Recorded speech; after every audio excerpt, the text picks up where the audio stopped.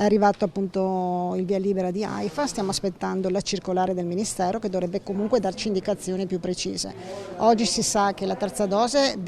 può essere fatta agli immunodepressi, citano soprattutto i trapiantati, fibrosi cistica, cioè grandi patologie, e può essere fatta dopo 28 giorni dalla vaccinazione, quindi subito, proprio per mettere in protezione appunto queste categorie molto fragili, e si parla di dose aggiuntiva.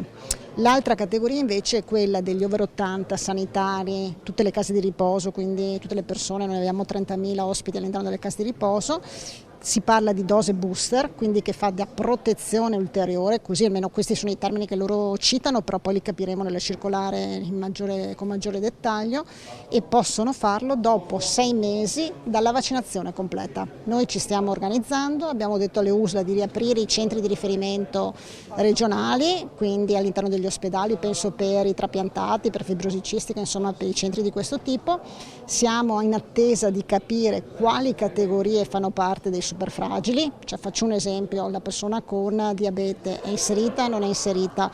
cito un esempio insomma per citare gli altri, quindi aspettiamo anche l'elenco con la circolare del Ministero, poi apriremo chiaramente le prenotazioni con una sezione riservata a questi. Le USL si stanno organizzando per invece la vaccinazione dentro le case di riposo per gli anziani, e poi apriremo anche per tutti gli altri over 80 e i sanitari, insomma, delle sezioni per quanto riguarda appunto nelle agende insomma delle varie singole aziende.